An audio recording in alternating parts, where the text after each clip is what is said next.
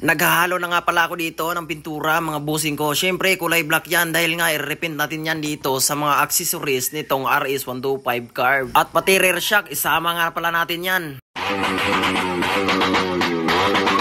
Good day mga boss. So ayun, mag-update muna tayo sa gagawin natin ngayon dahil happy na to isang week mga boss. So hindi pa tayo nakapintura kasi nga maulan. So ayan, yung materialis natin. Yako na Masilya. Time out. Weaver. So Masilya tayo dito sa gas tank mga boss ng RS. Kasi meron tong yupi. Ready to buga. So, dito tayo mga boss. Ayan, payag-payag natin nabungkag sa lakas ng hangin. So soon mga boss, kapag hindi tayo busy mga boss, ayan yung kahoy natin. So dagdagan natin yan kasi yan yung ano natin dito, pamalay ba para may autopsya. So sobrang hirap talaga mga boss. Ay, wala pa tayong budget pang dyan, pang ayos. So ngayon is samantala lang muna ito mga boss. Ayan, binitay ko na mga boss. So syempre trapa lang baon ba. Crankcase ng RS mga boss. So ayan, naka-ready na tayo kahit taligsik ng gamay mga boss. So meron naman tayong trapal dito na konti. So yun, repaint muna tayo. So ngayon mga boss, sana mampisa natin to. Kung mampisa natin to ngayon mga boss, sure talaga ako mga boss na matapos talaga natin to ngayong hapon mga boss. Kung hindi lalakas yung ulan, kung ganito lang kahinay ba, yung maliit lang yung pisik-pisik ng ulan.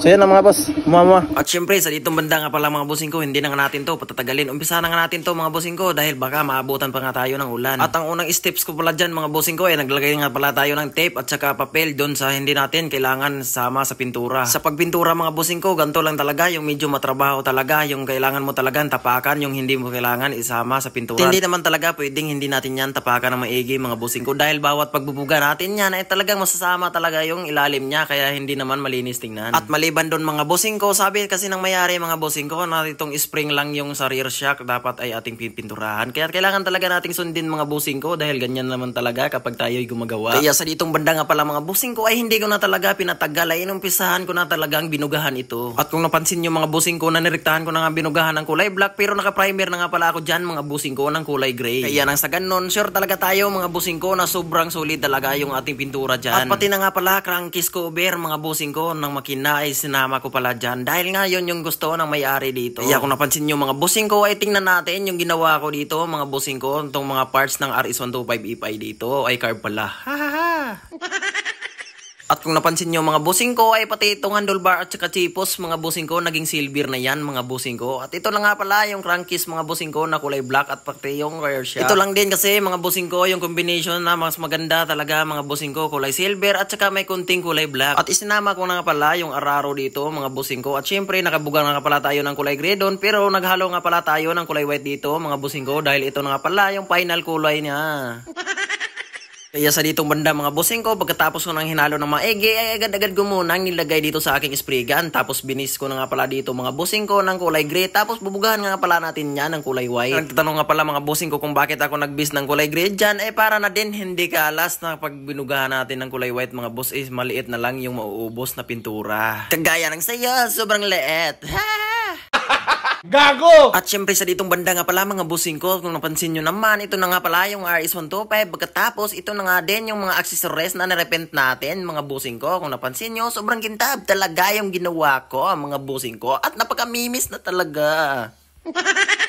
O syempre mga bossing ko, hindi ko napadugay-dugayin o ipakita ko na sa inyo yung ating nirepent din dito na crankcase mga bossing ko na sobrang napakasinaw talaga mga bossing ko. Kung napansin nyo naman mga bossing ko, pwede talaga yung masalaminan mga bossing ko. Kaya sa ditong banda nga pala mga bossing ko, tinanggalan ko na nga pala ng mga tip dyan mga bossing ko dahil nga hindi ko na nga nalimpyuhan kanina mga bossing ko dahil sa sobrang dali-dali ko mga bossing ko. Kaya diring dapita mga bossing ko, naglisod din ko palos ani mga tip mga bossing ko dahil sa sobrang gaya na ng ating pintal dyan mga bossing ko. Kaya parang nasisira na talaga yung ating kuko dyan mga bossing ko. Kaya ginamitan ko na lang yung cutter dyan mga bossing ko para mas madali nga natin tanggalin. Kaya sa diri ang dapita nga mga bossing ko ay naabutan na nga tayo ng alas 7 ng gabi. Kaya nagpakutukuto muna sa ako sa aking liog mga bossing ko. At naglagay na nga pala tayo ng headphone dito mga bossing ko. At nag-open na nga ako dito sa YouTube mga bossing ko dahil magpa-music na nga tayo. Dahil ikakabit na nga natin itong ating mga parts dito mga bossing ko.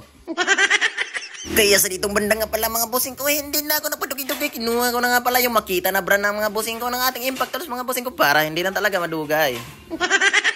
Kaya sa ditong banda nga pala mga bossing ko, inuna ko na nga pala ikinabit yung ating front shock dito sa unahan, pati yung T-pose. Hi! So bago nga pala natin ikabit yung ating tipos mga busing ko, inuna ko muna to ikabit yung ating susian sa unahan kasi yung kailangan natin ikabit muna mga busing ko para hindi talaga natin mahirapan. Kaya kung napansin nyo pala mga busing ko sa pag-install natin ng ating tipos mga busing ko, meron din nahirapan talaga tayo sa pagdaod sa ating pranchak mga busing ko, kaya tinukpok ko na lang ng martilyo dyan mga busing ko dahil sobrang tigas talaga yan. At kaya nga pala matigas ipasok yung ating pranchak sa tipos mga busing ko dahil nga nasama nga pala natin sa pagripint yung butas niya kaya sobrang higpit talaga mga busing ko kaya nilawayan ko na ng mga busing ko para madaling masulog. Hey!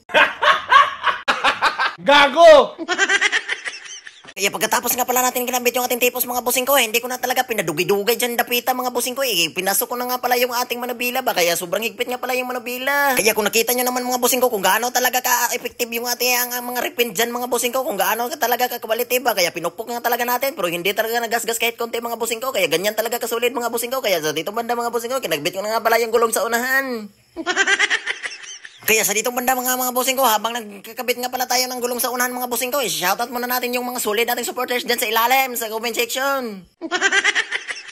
Shoutout nga pala kay Alex Balwit. Ug shoutout rin kay Mark Arabia. Ug shoutout rin kay Mateo Mendoza. Shoutout idol. Shoutout rin kay Direk Goles. Ug pinakadakong shoutout kay 2325. Napakaganda ng pangalan. Huhay! Ug shoutout rin kay Cambio.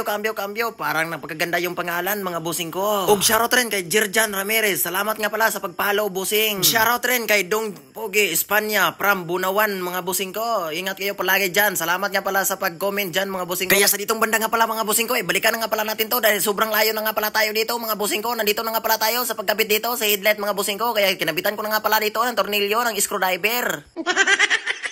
At dahil nga dito mga busing ko, tapos na nga natin nakabit yung cover sa unahan mga busing ko sa may ilaw. Kaya dito na naman tayo sa crankcase cover. Kung napansin nyo naman mga busing ko, bagong ripin talaga yan. Kaya sobrang kinang-kinang talaga mga busing ko at napakamimiss talaga tingnan. Kaya sa ditong dapita mga busing ko, kinabit ko na nga pala ng tornilyo isa-isa mga busing ko. Tapos isa ko na nga palang hinigpitan ng maayos. Hanggang sa Malo Street ba?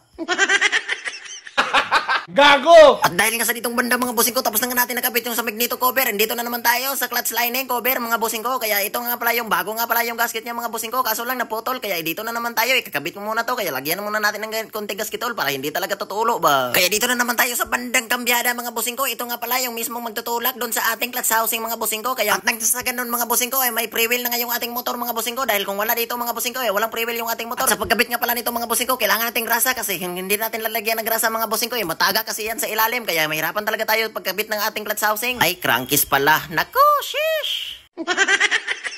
Kaya kung napansin nyo mga busing ko, sa pagkabit ng ating crankcase, tinuto ko muna ng pinukpok ko ng aking kamay. Ganyan ka talaga kasulid ng aking kamay mga busing ko. Napakaganda talaga isira ba? Kaya sa ditong banda nga pala mga busing, tapos ko na nga palang kinabit yung ating crankcase. Kaya sa isa ko na nga din kinabit ng ating tornilyo. Tapos nilostrate ko na nga pala ditong banda mga busing ko. Kaya tingnan nyo naman pinunasan ko para makintab talaga ng maayos. At dahil nga tapos na nga pala natin nakabit yung ating crankcase mga busing ko, kinabit ko na nga pala yung tornilyo doon sa ilalim na pagtanggal talaga ng langis mga busing ko. Kaya dito naglagdag na lang ako ng langis. Ug syempre binalik lang natin yung luma, ana man na. Ug pag-check nyo sa akin time mga busing ko, alas 9 na nga pala ng 40, kaya sobrang gabi na talaga. Ug may gani mga busing ko kasi paghatid ng may-ari dito sa motor mga busing ko, bagong chinsa oil yung motor niya kaya hindi na natin kailangan i-chinsa oil ulit kaya ibinalik na talaga ko yung lumang chinsa oil. Ay anong chinsa oil? Oil, hindi chinsa oil. Gago ka ba? Hahay! So dito nga palang banda mga busing ko, ginamit ko na nga pala yung cover mga busing ko, yung side by side na side cover mga busing ko, tapos yung side cover ng ating U-Box. Ug sa ditong banda nga pala mga busing ko, nagagabihan na nga pala tayo ng maayaw kaya nalalaay na talaga ako dito mga busing ko kasi ako na lang talaga mag-isa dito ba kasi gabi na talaga ba kaya binalik ko na talaga yung crash guard dito sa manubila tapos yung tapaludo sa tapaludo mga busing ko, nahirapan talaga ako dito. Halos 2 oras ko ikinabit yung tapaludo mga busing ko dahil hindi ko talaga mapasok doon sa butas mismo. Kaya ito talaga yung nahirapan ako dito mga busing ko. Meron kasi itong bakal dito doon sa ilalim ng tapaludo kaya ito yung nahirapan talaga ako. Kaya sa dito ng banda na talaga mga busing ko, susuko na sana ako kaso naalala ko wala na pala nadala akong pira kaya ito lumalaban pa rin ako. Hi! At dahil sa sobrang gabi na mga busing ko, parang nanimbalot na talaga yung aking balahibo sa tingkoy ba dahil nga sobrang hirap na talaga at kapoy na talaga mga busing ko kaya parang tumumpula na talaga yung aking mata sa sobrang tulog na talaga ba. Kaya siyempre nakabit ko na nga pala yung putres dito mga busing ko kaya konti na talaga yung kulang dito. At ito na nga pala yung itsura ng RS125 carb mga busing ko na old model talaga. Kung napansin nyo mga busing ko, naabutan na lang tayo ng alas 10 ng gabi mga busing ko. Kung napansin nyo naman mga busing ko, slingshot na lang talaga yung kulang dito mga busing ko dahil hindi na talaga kaya ng aking sarili mga busing ko dahil sobrang tulog na talaga mga busing ko ba. And then may pasok pa kasi tayo bukas mga busing ko. So yun mga busing ko, so hanggang dito na lang pala yung ating video mga busing ko. Salamat nga para sa inyong panonood. Ingat kayo palagi. Bye bye!